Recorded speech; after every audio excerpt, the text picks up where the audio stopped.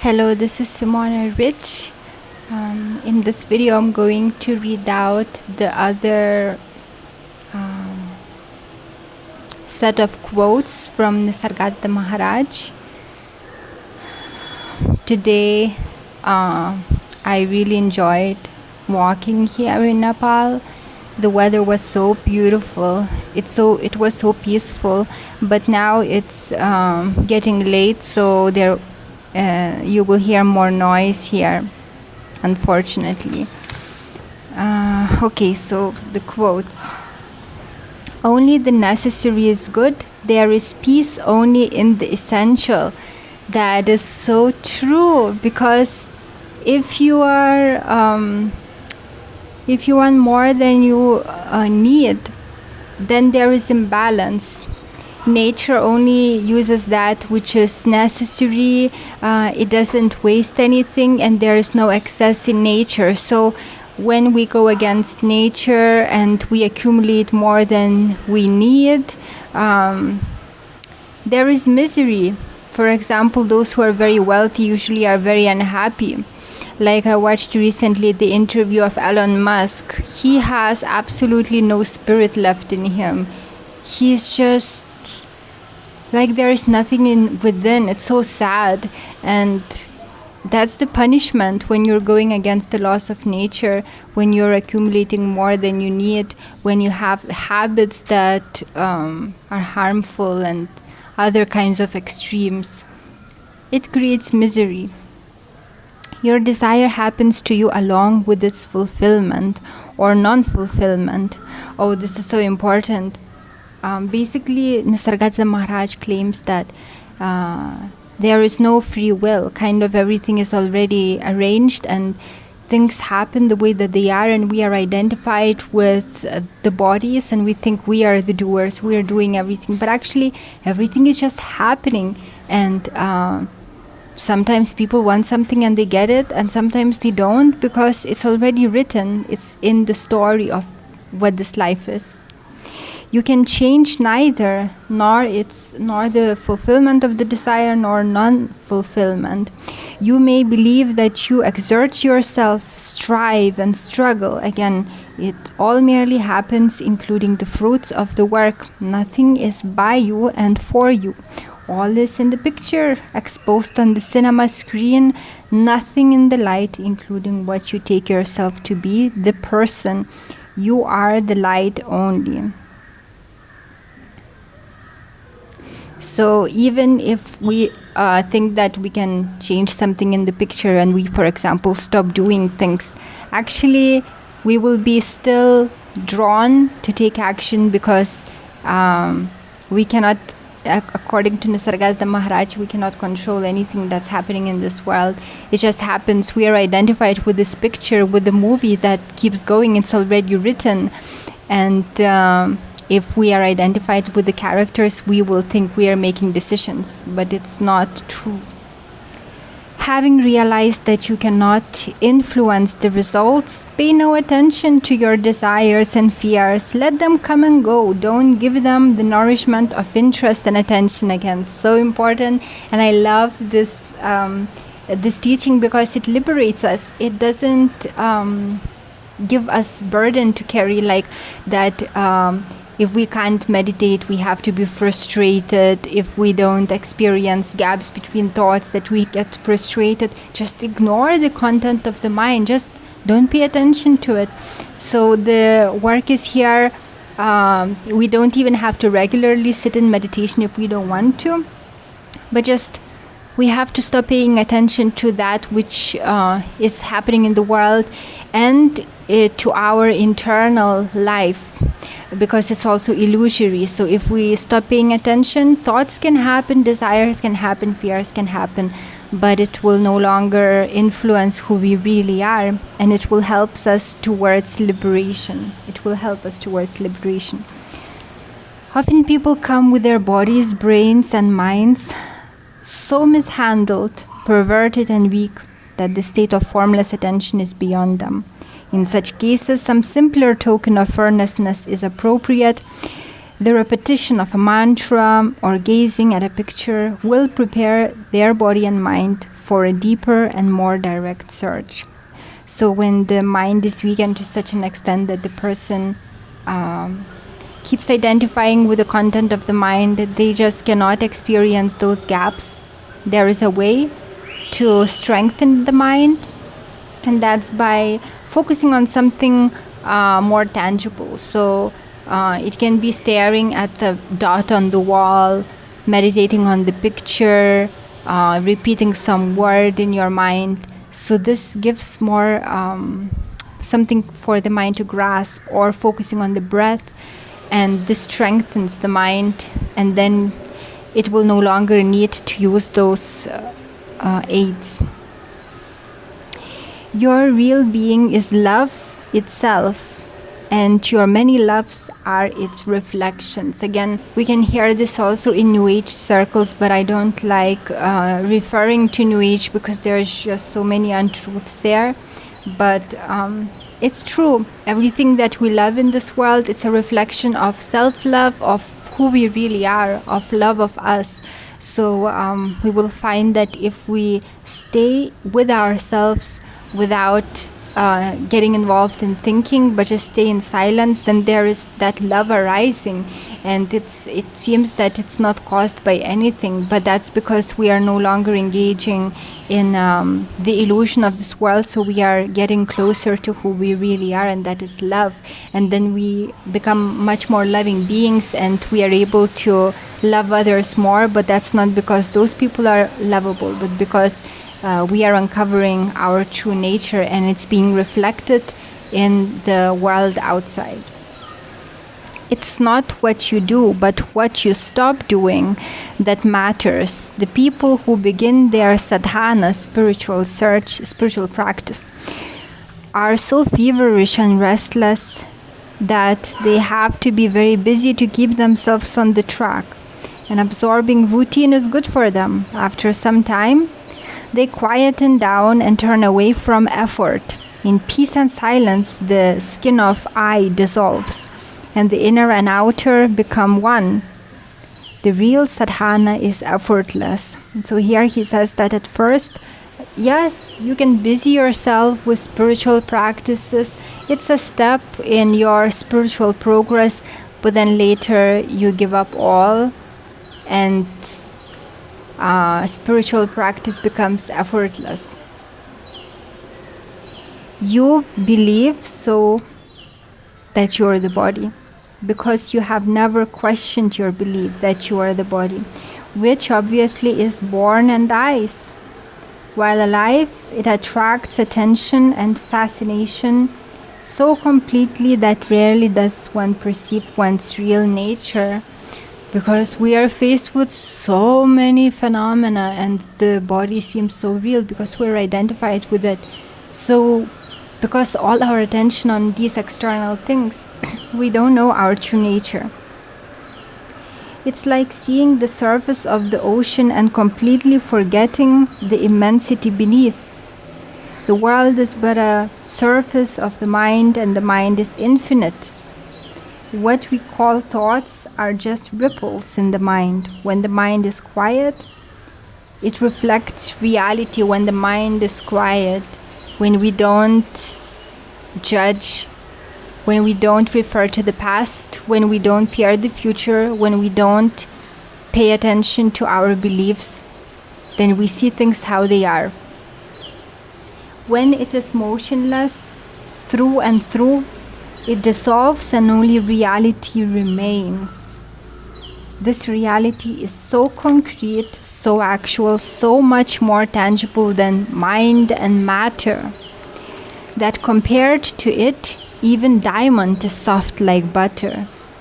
This overwhelming actuality makes the world dreamlike, misty, and irrelevant. How beautiful! Isn't it tempting? Isn't it encouraging to practice, to try to liberate yourself, to experience that concrete reality when the world becomes like a dream? And after my Kundalini awakening, that's how I perceive the world, like a dream. And I actually wrote about it. But then because of the fearful, very shocking Kundalini awakening, I distanced myself from spiritual life and the world became concrete again. So this is so inspiring for me to read such words. Just see the person you imagine yourself to be as part of the world you perceive within your mind. And look at the mind from the outside. It's so interesting the way he says that. So perceive everything, even the body and everything that's this world, happening in this world itself, as happening in your mind, and then see the mind itself from outside, from a detached perspective. For you are not the mind. After all, your only problem is eager self-identification with whatever you perceive.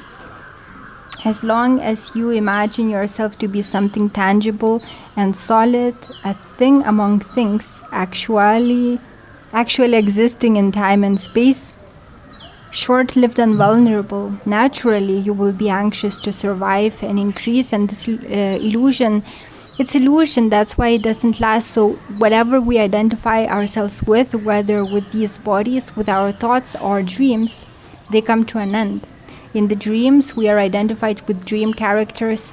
In this reality, we are identified, in this world, we are identified with our bodies. Sometimes we get lost in thoughts and we are identifying with those thoughts. But all these are illusions, therefore they don't last. And this is where misery starts, when we identify with that which is not real, because it has an end. And since we are immortal beings, identification with such things does create misery. A man of low intelligence believes against all evidence that he is an exception and the world owes him happiness. How many people did you meet like this, who think they are entitled to everything? Well, Nisargadatta Maharaj calls such person of low intelligence. Pleasure is a distraction and nuisance. Pleasure is a distraction and nuisance, for it merely increases the false conviction that one needs to have and do things to be happy, when in reality it's just the opposite.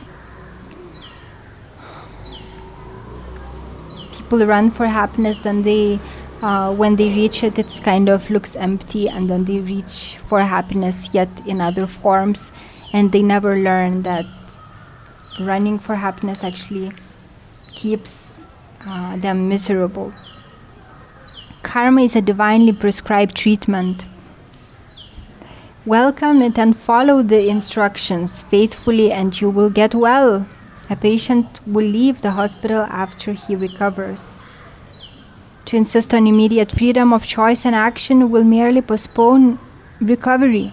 Accept your destiny and fulfill it. This is the shortest way to freedom from destiny. I love this, is so true. Those people who, like some people in India, they think that abandoning their families, leaving their families to pursue spiritual life is the way to achieve liberation, yet they are creating more karma for themselves because they are leaving people in suffering. You can't take some responsibility and then run away from it. If you caused it, you have to pay for that. And this is the way that you're actually growing. This is the medicine, as Nisargadatta Maharaj says. So I also encourage, this is totally my opinion also, that all responsibilities, if you took them, you have to accept them and fulfill them. And this is good for you. It is indeed like medicine, and it could be bitter medicine, but it makes you a better person, and it makes you wiser not to take further responsibilities if you want to liberate yourself. Yet even when you have duties, even then you can achieve liberation.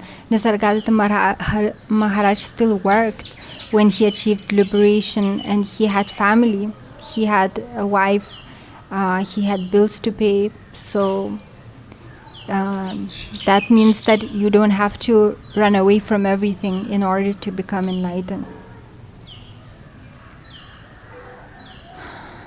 Do not consider yourself as separate from me, and we shall at once share in the common state. So Nisargadatta Maharaj was often asked to give people enlightenment, and he would say, I'm not withholding such things from you. You can have it now. But because you think yourself to be separate from me, we cannot enjoy the same state. At every moment, whatever comes to you unasked comes from God and will surely help you if you make the fullest use of it. It is only what you strive for out of your own imagination and desire that gives you trouble. This is again so true. Don't reject anything that comes to you, but don't initiate things out of the sense of lack, that you need something, that you're not happy without something, because it will only bring misery, because those will be empty things and you will again strive for other forms of happiness. So just be happy with your lot, and if something comes along, don't refuse it. Accept life as it comes and you will find it a blessing. How many people struggle against things that they don't like in their lives? But if you accept the way that things are, you're already calm and you can make good decisions, and you will also be able to, without resistance, you will see, you will start enjoying small things in life. You will find happiness in just everyday existence. And then you will understand that you really don't need anything big for you to be happy. I think the most miserable people are the ones who have huge goals, because then they look at their lives and they see emptiness only. Yet, if you have no goals at all and you're happy, like at peace with where you are, then you start finding your existence actually enjoyable without even reaching for any big goals.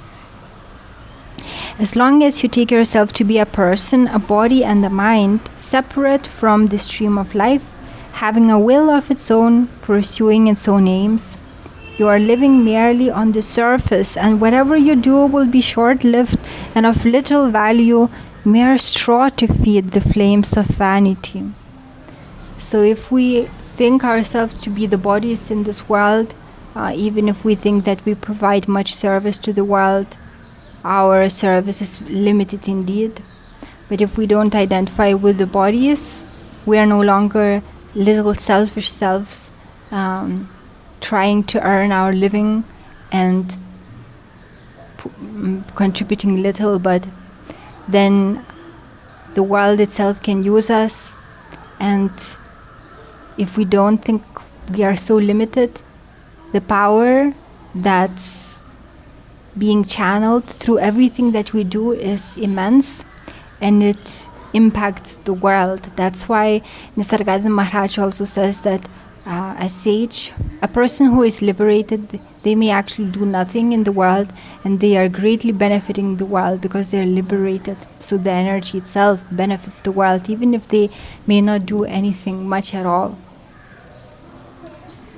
Mosquitoes are biting my legs, that's why I'm moving, because it's evening time, evening is coming close. One more quote. Conviction and action are inseparable. If action does not follow conviction, examine your convictions, don't accuse yourself of lack of courage. So people who, for example, they want to achieve something, but they find themselves not taking action, is because they are not convinced that they can achieve it, or they did not let go of other options, so the action doesn't follow. But when you really truly want something and that you don't leave any other option for you, then it's your life, it becomes your life, and then action naturally follows and you achieve it. That's how I interpret this quote. Maybe there is another way of interpreting it. Conviction and action are inseparable. If action does not follow conviction, examine your convictions. Don't accuse yourself of lack of courage. And this also, now I think it can be also about beliefs. You act on your beliefs. If you, for example, if you believe yourself to be able to succeed, you will naturally take strong, bold, positive action and you will succeed. But if you want to succeed but you don't think yourself that you can succeed, then you will actually sabotage your own success, and your action quality will not be the kind that can bring you happiness and your goals. There are too many mosquitoes here. I need to finish this recording now. I hope that you enjoyed it. I hope that you're doing well wherever you are. Don't allow this current pandemic to get you down. Accept your life as it is. Find happiness within. Don't search it in outside things. And you will find that even in this time, you can have enjoyable existence. Thank you for watching. Take care.